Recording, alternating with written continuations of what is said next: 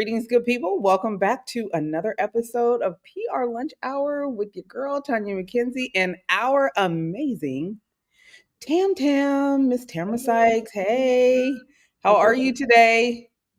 I'm doing okay. Okay. Okay, well, for the people that decided to show up for us today, I want to let you know that we are going to be joined by Amanda Milligan in a sec. She's a very seasoned, lots to teach you, seasoned content strategist, PR powerhouse. Love talking to her. She's the brilliant founder of Brand Authority Club. Amanda's helped a lot of brands across industries earn trust, visibility, and serious credibility, which people seem to be losing at a rapid pace these days. But she does it through content that connects and PR that performs. So we are going to go ahead and let you get a notepad because I have a feeling that Amanda is about to be dropping gems on us today. Hello, Miss Amanda. How are you? I am great. Thank you so much for having me. Thank you for being here. Love it. Love it. Okay, so listen, we want to get started quickly with our wins. And that's important because PR, we all know, is very hard. And we are not always winning up in here. So we like to live vicariously through one another. Share with us something personally or professionally, because even when we're winning personally, sometimes that crosses over. But how are you winning today, Amanda? What's been going on with you for the last, I don't know, give us a week, a month, this year?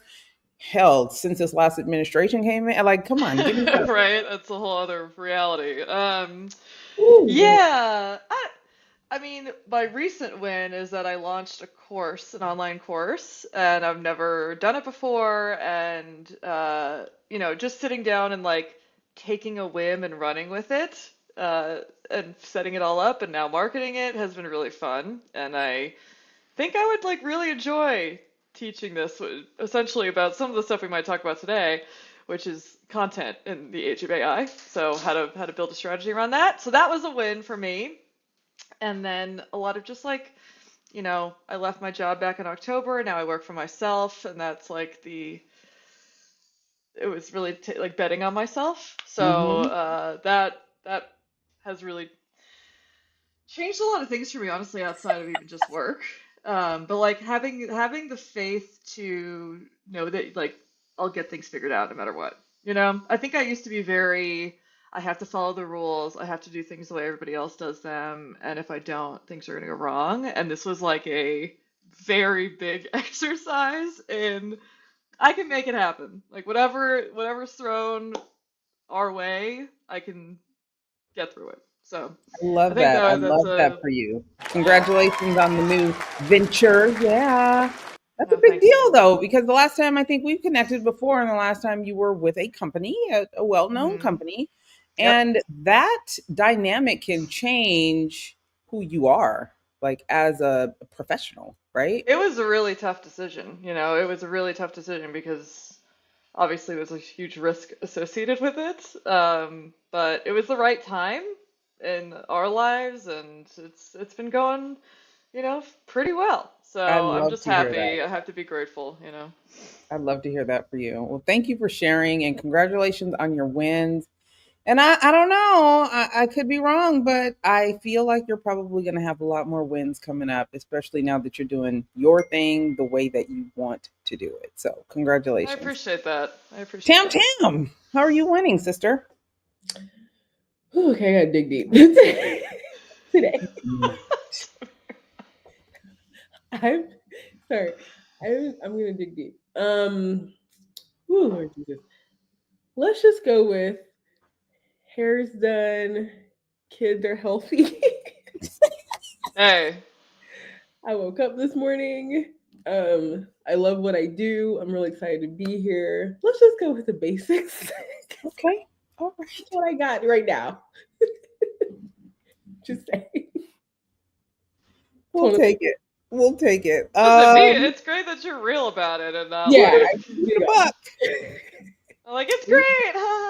No, no, no, no, no. You No. I'm just gonna go with I am really tapping into micro joys today. know?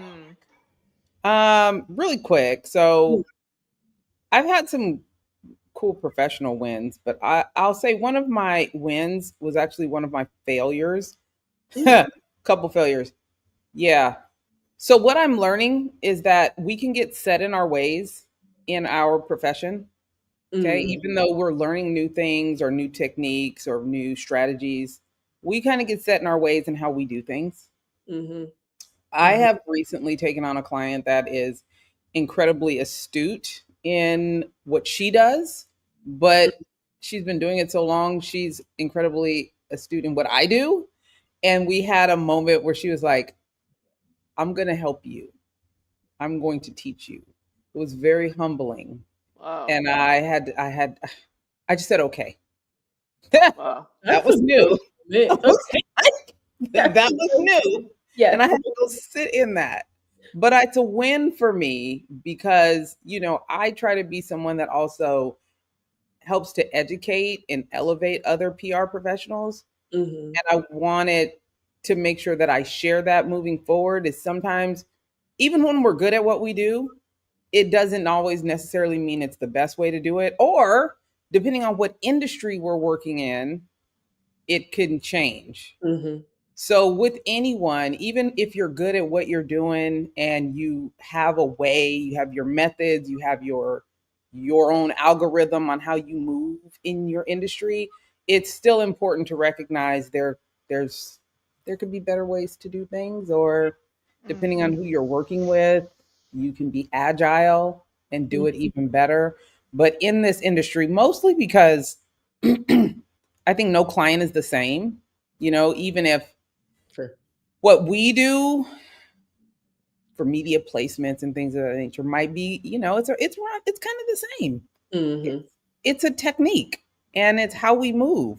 But depending on the situation, the client, the industry, you have the ability to get even better at what you do if you're open to it. So Yeah. it's always a win to me. I like to learn. I hope more people like to learn. I feel like we're in a huge anti-intellectual movement in our country right now, which is very sad. It's just sad. But I definitely want to model better behavior. Like, let's be open, let's be flexible, let's continue to learn, let's continue to grow. mhm, And I think that was just a moment. But I like mhm, to learn. So even at 50, I still like to learn. Listen, that's So huge because people can get very defensive in situations where there's, feedback or learning opportunity, and they will, like you said, like they will not touch it. They will not explore that. So that's a huge deal. I c- I sat with that for a minute and I was like, I could see this going a different way had my response been different. Yeah. mhm. Yeah. Yeah. But that shows For that you have a sure. growth mindset, like and it also didn't challenge, like it didn't make you feel insecure about what you're really good at doing either. I think that's why people get a little defensive, is because like they feel like it's an attack on their skill set. But like what you did is like you leaned in with curiosity, and that's what I found has been very helpful, to just be like, what's like, I'm curious, like what's the intention here, even if you're just saying it to yourself so you can like shift how you respond. But yeah. Even a little more transparency on that, and I know we've talked about this. We talk about connecting dots, how PR Mhm, communicators are really good at connecting dots, right? And sometimes that leaves us in a situation where we're being innovative about how we do that.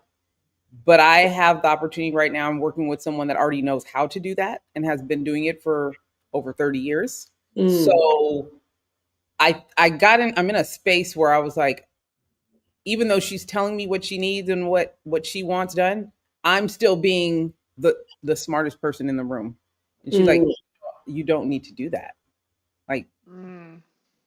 so that was weird because we're so mm. used to being the smartest person in the room Yeah. in that space. Yeah. So that was, I don't know, it was just interesting. Thought I'd share. But I Thank do want to do something we haven't done in a while, and that is actually talk about our losses. you. Amanda, many times we've talked about losses. Like, have you lost clients? Have you, hit some brick walls? And then how did you overcome those? Because again, in this industry, it can be very tough. So what have you, and especially with you starting a business, ma'am? Losses? What are those? No. Um, actually, let me tell a quick story about. So yeah, I went out on my own in October, and what has been a lovely testament is that a lot of people I've worked with in the past have hired me. My first person that I worked with did not know me before this. We had a conversation that I thought went well, and he hired me like very quickly for a smaller project. And I did the project, and he was essentially like, "This is not at all what I asked for. We clearly our wires crossed. Like, I don't want this." And obviously, I was horrified.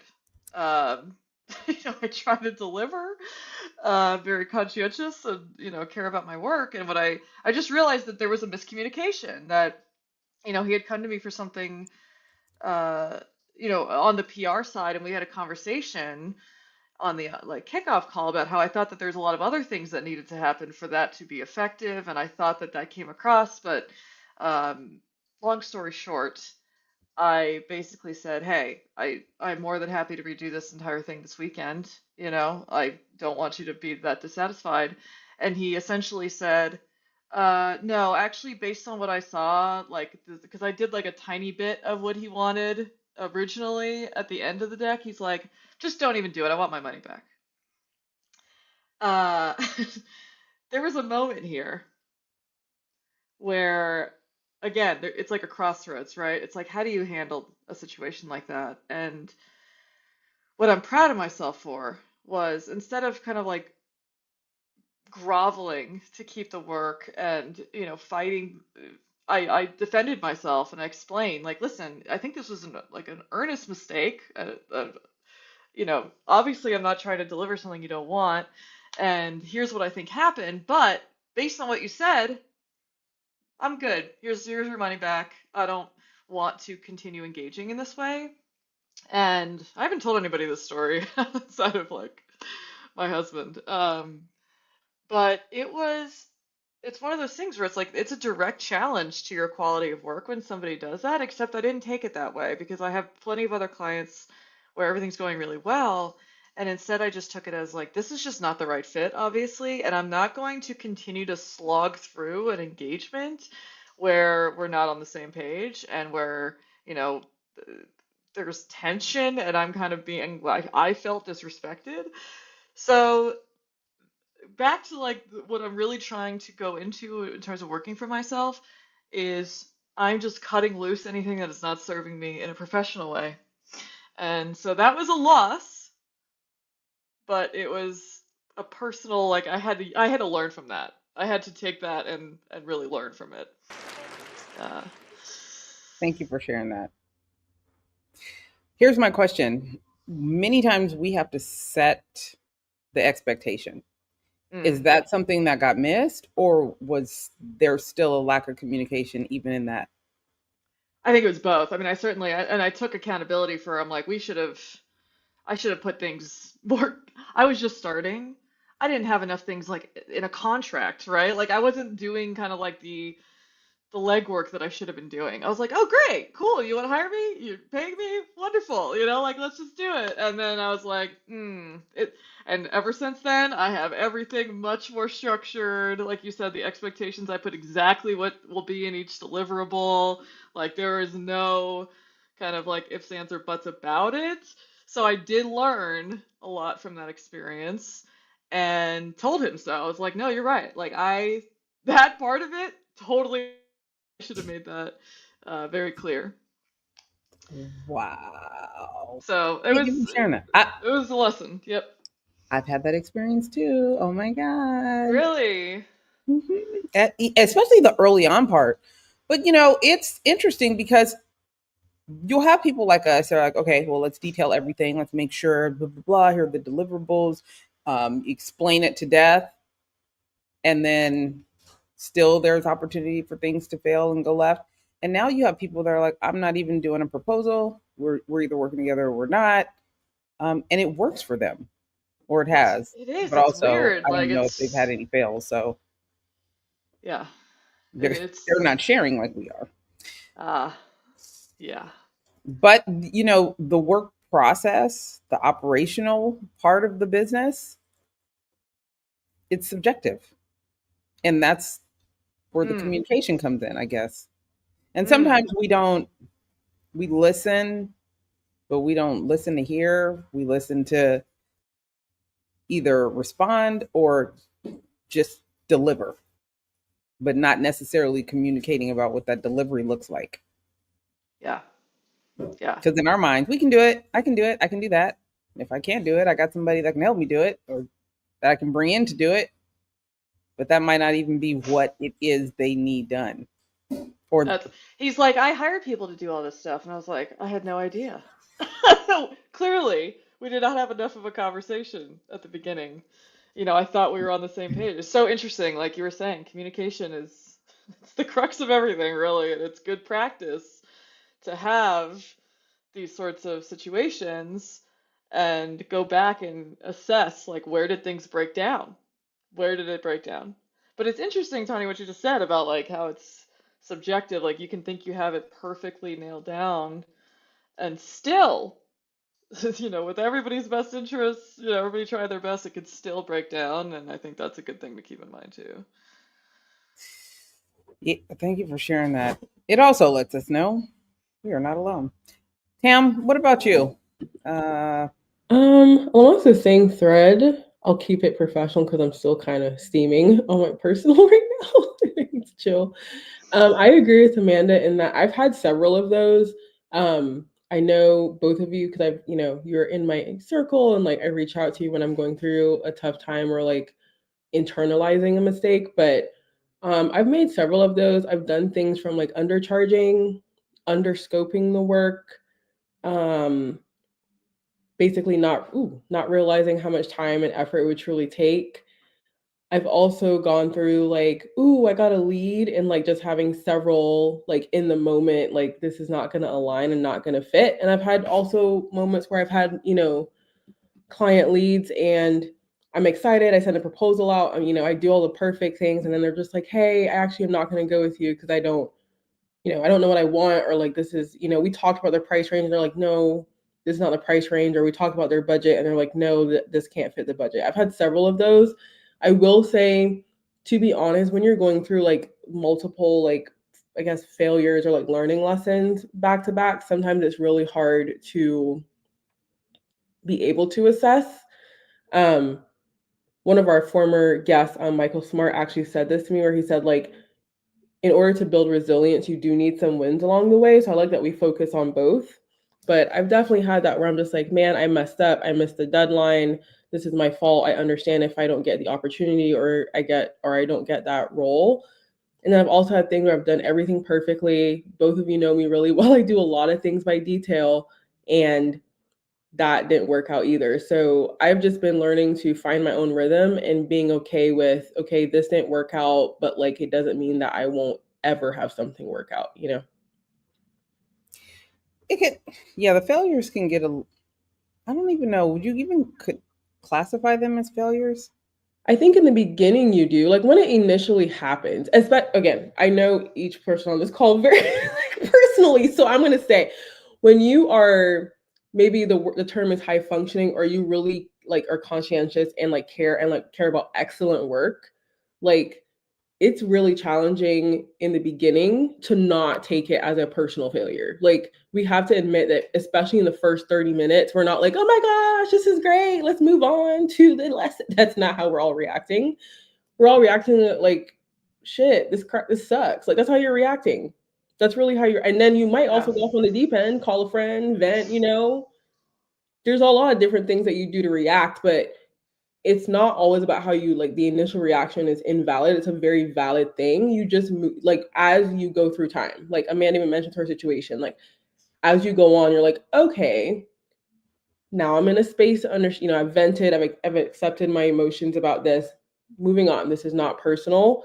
I took accountability. Now I can see it as a lesson. It's more of a journey to a lesson from a failure to this is a lesson, not just like the toxic positive. This is a lesson. Let's keep moving. Like I'm not. So like it is a failure, it feels like a personal failure. And then on the journey of like getting to lesson, you start having these realizations. But I also think what we're talking about here, and like Amanda's talking about, is the beauty of taking action. Because when you take action and you don't wait for it to be perfect and you just go with like it's good enough, you do run into mistakes. And some people will give you grace in that season and some people won't. But Amanda made a really good point. You just learn what to like what's in alignment with what you need and what's not. And you do better next time. But Well, I think something else you said was about like how you internalize it, right? Because you can take something like that's what I had to battle with. I was like, because I had the propensity to internalize everything. I hate disappointing people, and I'm like, this means I'm a bad person. But so something like that happens where I do disappoint somebody, and I have to say like, okay, this was my professional self, and I'm going to learn from this. It's not indicative of like my value as a human being, right? Which sounds obvious, but like those types of things can trickle into, affecting your overall mindset or your self assurance or, not even confidence, right? Like not even professional confidence. You're just like, do I know what I'm doing? Like that's the sort of panic I could get into, right? So it is, you're right. There's like a certain kind of internalization that has to happen there of, no, this was, honest mistake. Got it, well, I'll feel bad about it because it happened. And now I got to figure out how to never, do whatever I can so that doesn't happen again. It's tough. yeah. Um, It is, yeah. It is. Long story short, TLDR. Yeah. Yeah. It's hard out there.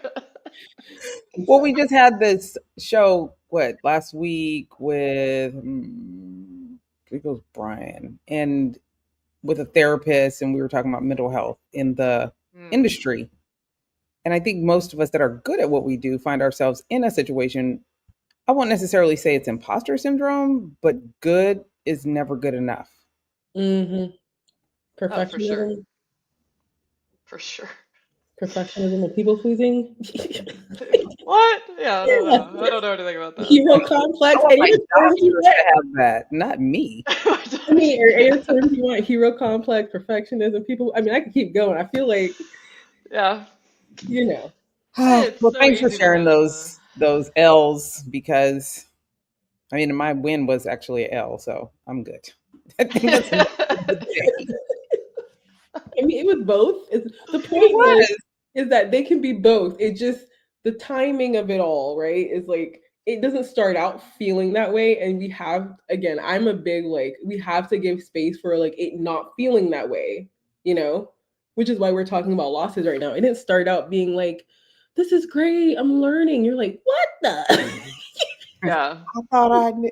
Yeah, like I thought I knew. Oh my gosh, imposter syndrome. I mean, the list goes on, but it then moves into a win because you're like, okay, this is new. It's uncomfortable. I'm gonna lean into it. And Yeah, so I think that's why we say Mm. people have a growth mindset. Like again, I know all three of it. Like you know, it's been very uncomfortable and yeah, humbling. it is. No, I'm not ever gonna sit here and be like, it's easy. No, it's easy by the time Take someone else. it. Take it on the chin. Yeah, no. But you No. have your safe, I always say you have your safe circle, like how Amanda was saying she went to her husband. Like, again, we've all been that for each other in some way. Like, sometimes it's just journaling. Like, you find your places to crumble while you're not feeling great about it. Well, and I appreciate y'all for having a space like this where we can have these conversations because they're not conversations that are commonly had. And other people don't understand either.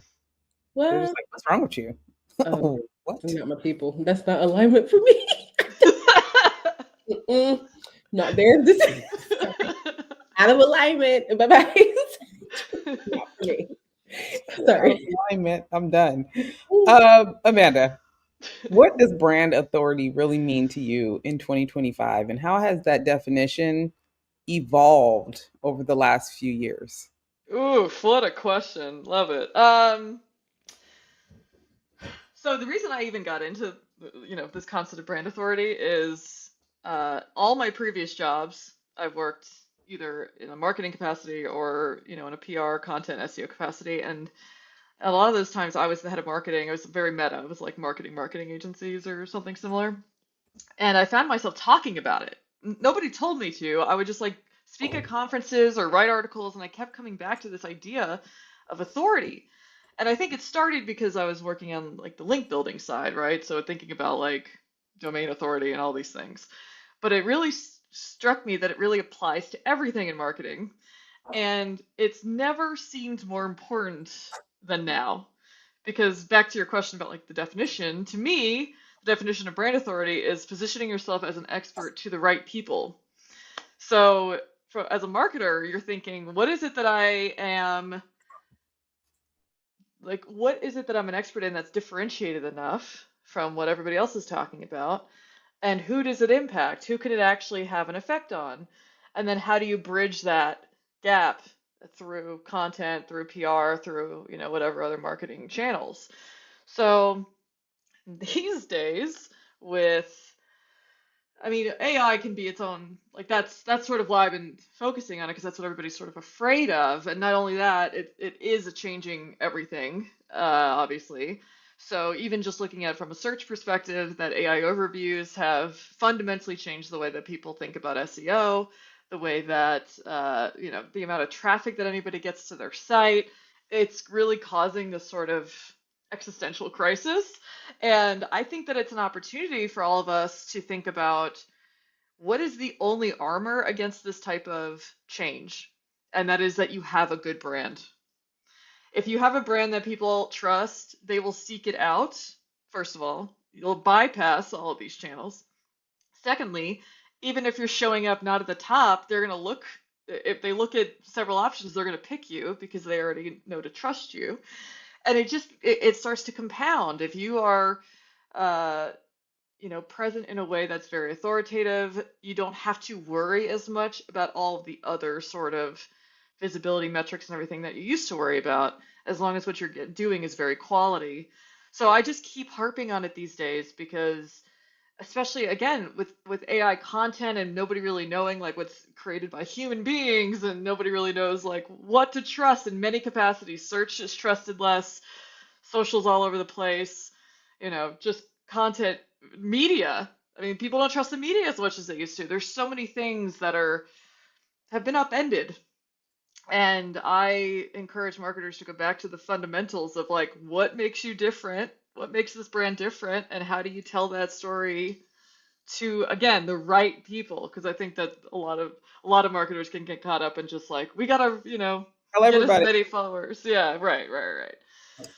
Do you think that AI is helping or hurting media relations and earned coverage right now? That's a really good question. I want to hear y'all's answer to that question because you probably know better than me.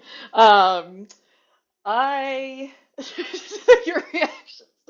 Um, I think probably both, right? I mean, I worry that the problem with AI is that it's continue to expedite the amount of crap that's out there in all capacities. I'm sure in the pitch capacity and the content capacity, like everything is just it was already flooded.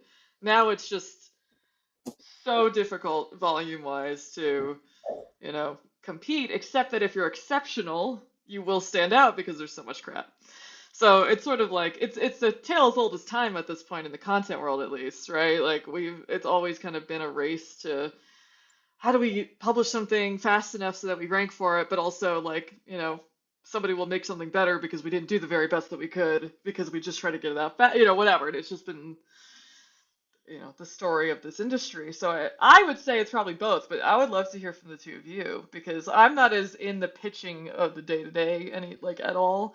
So I would love to hear what you all have seen or experienced. I think it's helping PR professionals and comms professionals. I don't think it's helping journalists. I think it's Hmm. because they still have to read, they still have to do the writing, they still have to choose the content that they want to put their name on. They still have to decide the angle. They still have to do the work. So I think it helps because if used right, it allows for, if it's used right, not abused, it helps people really put their ideas in a format that's that's more digestible for good Hmm. journalists and media, but the media still has to make the decisions to cover the important topics. And I think that is where we are right now. We're just in a place where, like, some of the shit that's getting covered is like, why? Por qué? Hello.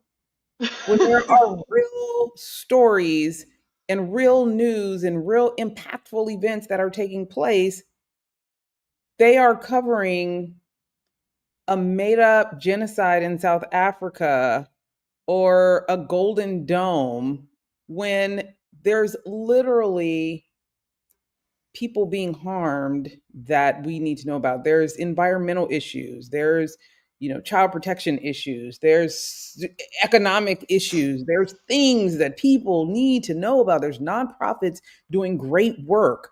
So you might have AI that helps the publicist get the information out there, but you have to have an intuitive, curious, and caring journalist that's not just about clicks to open themselves up to put their name behind something like that. So I do think it's helpful for those of us that are curating good stories, but I don't think it's helpful if the journalists and the media have decided that clicks and monetary gain is more important than covering great news, great products, new companies, innovative opportunities. We can't do it all. Damn. I mean, we're magical, but good God, help us out. You brought up a really good point because AI is making, in my opinion, making that extremely, or like it's so much harder because these journalists and publications are freaking out because they've lost so much visibility. Like AI reviews is wreaking havoc on publishers.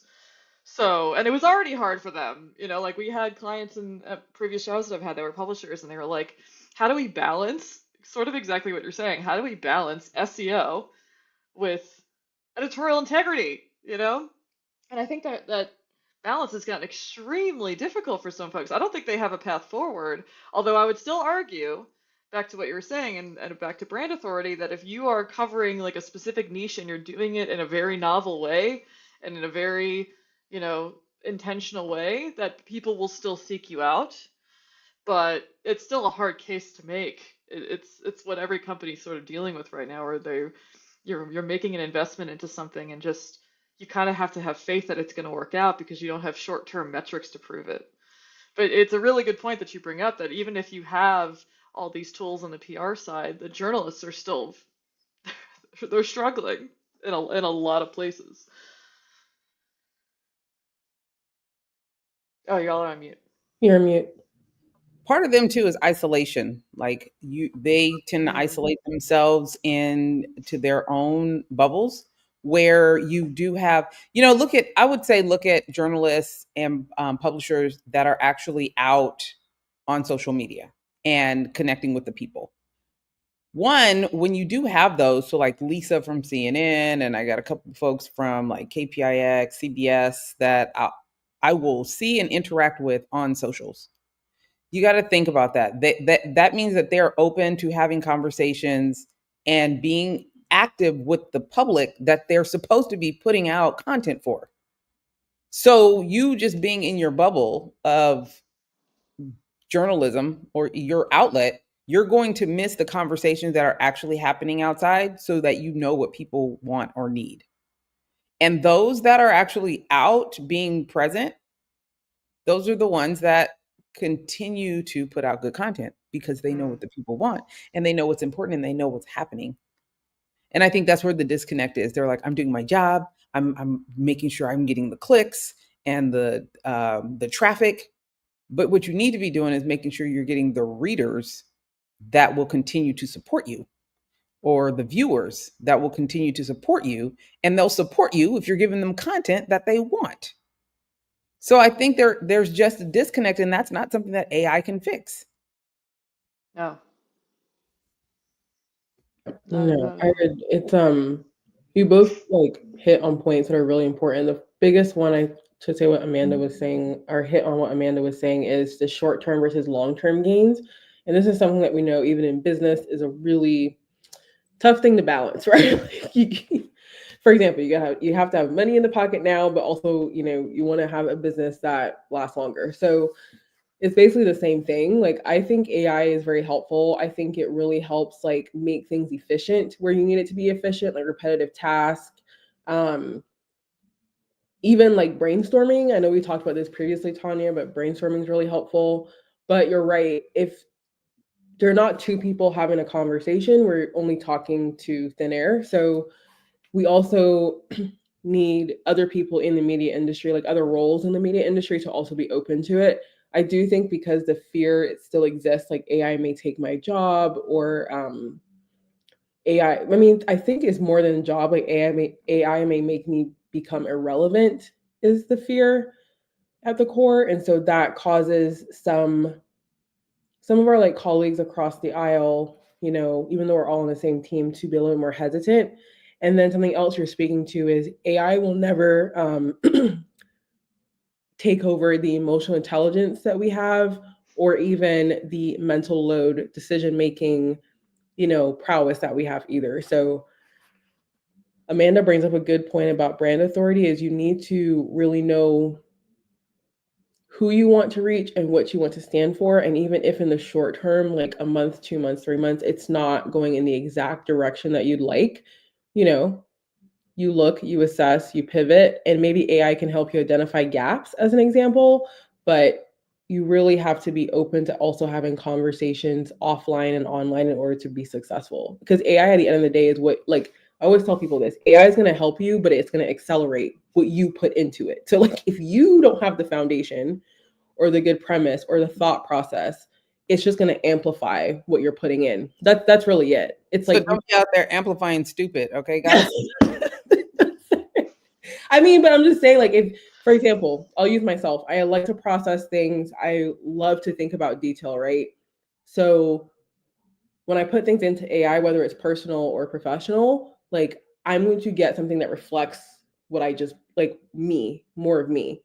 But if I went, like, if my daughter, for example, put something in AI, it will reflect a first grader's mentality. It's going to reflect what you're putting in. So I'm using that as a really basic example of, like, a lot of times that doesn't mean that we don't invest in ourselves or go to seminars or webinars or learn or look at the data ourselves. It just means we still have to do that, but AI can, like, just make stuff more efficient and maybe give us access to things that we didn't have access to before. But yeah, I feel like it's a tool. I know we say this all the time, but it's a tool, and we need to know. I feel like I'm stressing it because I feel like we've said it's about PR platforms, which we love. We've said it's about social media. Like, everything is a tool. It's a tool.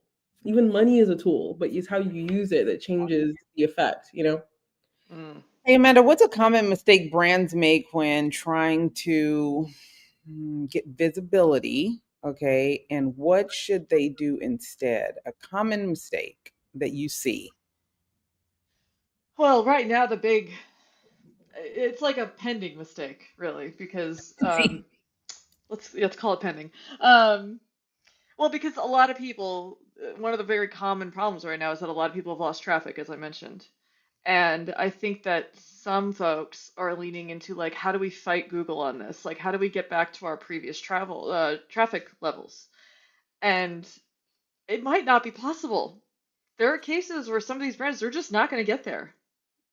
And I think that's a hard reality to face. I think there are some cases where they can make up a lot of ground, but I think that there are some where they just can't, based on, and there's a lot that goes into that, like what content was ranking, why did it drop, etc. But, I think that for a lot of brands, it comes down to the classic pivot that we talk about in marketing all the time.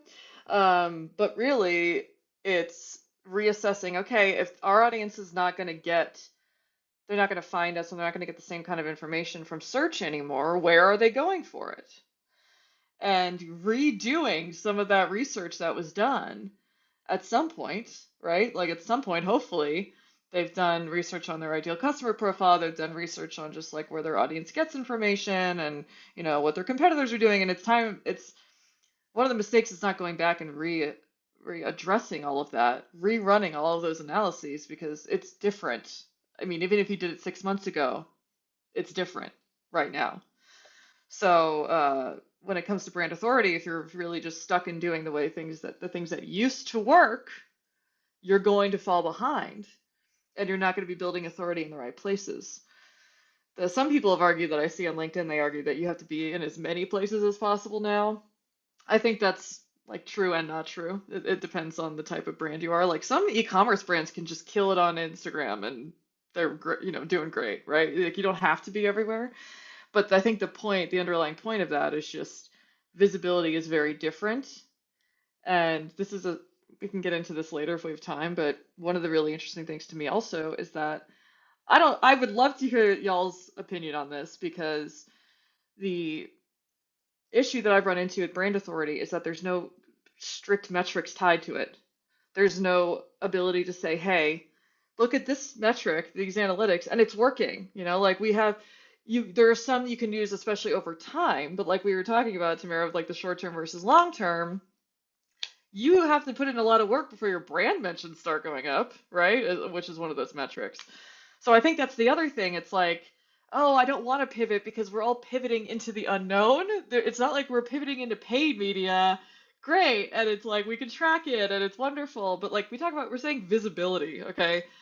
Yes, there's some things around that, but it's not perfect. Same with brand authority, same with trust, same with all these concepts that sound nebulous, but they're the most important tenets of a brand and a company's success. So that to me, talking about mistakes, that's like the biggest challenge in my eyes. Now, what I think is the good thing though is that people are kind of going toward visibility thanks to AI. They're like, yes, we want to appear in ChatGPT. And I'm like, cool, you realize that's a visibility thing, right? And we've all been talking about that, but never mind, don't worry, just do it. Like, just get on board with it.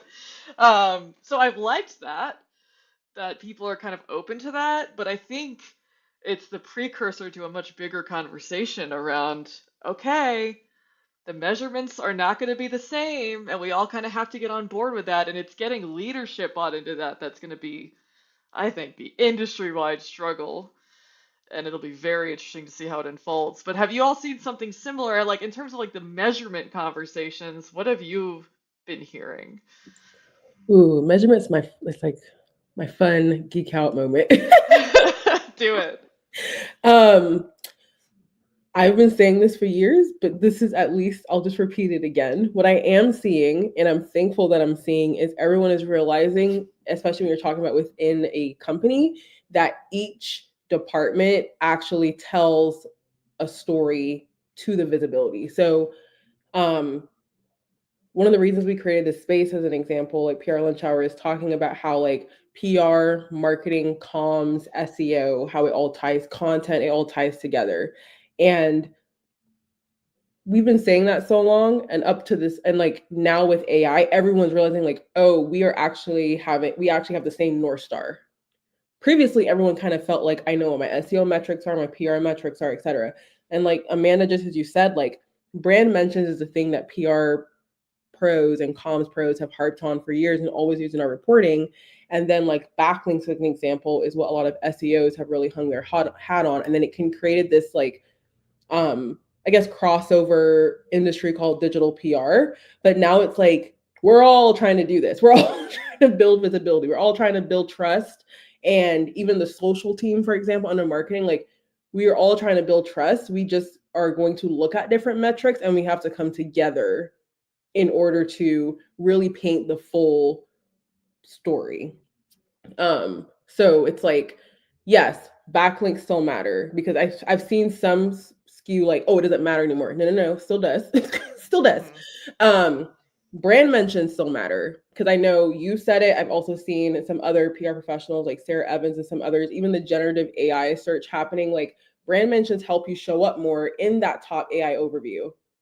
So yes, the PR part still matters. And I mean, again, Tanya and I could nod our head multiple times. And I know, Amanda, you know too, it's like we would always say, hey, you can get into New York Times, as an example, and you may not get a link, but the brand mention still matters. Remember, we used to preach that gospel 24/7. So now it's like, oh, it has to go together. I'm like, yes, integrate it. integrate it. You still need the social follows. You still need the likes, the views, because now AI is pulling from who they think is the authority overall. Yeah. You know what I'm saying? Not just who they think has the most backlinks. Yes, the people Yes. that have the most backlinks will probably have a little bit of an edge because they've built up their, domain authority or, domain rating. So it also works. But instead of this silver bullet mentality that we always saw in the industry, it's like, let's look at holistic integrated strategy. And even though it's we don't have necessarily tentpole metrics because I do think it's going to matter by brand, by industry, by what your goals are. I still think that's a huge part of it. But I'm actually really excited because I feel like I've just been waiting for this to happen, for everyone to kind of like, we got to come together, collaborate, paint a story, put all the puzzle pieces together, So Yeah. I'm excited, but you're right. The measurement is not going to just be one department gives it to you. It has to be everyone. I'm nodding so much my head's gonna roll off. I know. The sorry, Tanya, I thought you were gonna say something. Go ahead. No, go ahead. No, I was just gonna. I mean, yes, I completely agree. And to me, everyone on the ground gets it, right? It's everybody they have to convince otherwise. I know. Because in my dream world, we would all be like, we're reporting on authority in all of our different ways, but we're all Right. one department and we're saying, as a department, this is where we are. I think the closest people have come is with share a voice of Yes. like, Which as like a term. Yes, Mhm. you're like we know in PR. Yeah, yeah. Exactly, right? No, totally. And it's like this could be I like the enthusiasm you have around it though, like the optimism of this could be the throughway in which we finally show people. Yeah, yeah, yeah. Yeah. I really do hope that that is what happens because it I could be am like huge. I'm like crossing my fingers and like crossing my toes because again, we've come, I feel for a lot of us too, the recent years we've come from this space where like one department gets cut because maybe they're not contributing versus the other. Like, how we've always had that conversation in media and in marketing. And so even for me, it's not a title thing really, because I think titles are they'll figure themselves out. Or even departments, they'll figure themselves. I like the authority department though, because I feel like everyone can fit under that. Maybe there's gonna be like a chief authority officer. Dream. Like, Sorry, continue. I should claim that. I like that. Because I feel like once someone understands all of it, then they're like, okay, I'm gonna let you cook over here and I'll let you cook over here. And you realize how everything's important.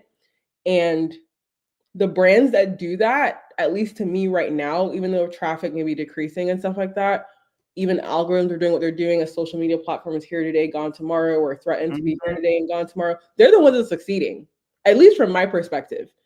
Because even if I'm not a customer, they find me somehow. I don't They'll make it. They'll weather the storm because you we won't know? forget about them. Yeah. So oh Hey, thank Colin. you, Colin. Yeah, like I just remember having brand mentions reported all the time in All the time. all the time. But then I remember the struggle of being like, well, it's not a link, And now it's like almost a reverse. But I'm like, they should be on equal playing field because it's like 1 + 1 = 2. Right. Not You want to? yeah. Tanya, what do you think? Like I just don't. I the brand matters. The goal matters. That's at the end of the day what's important, because every metric does not necessarily contribute to the goal of whatever the decision maker.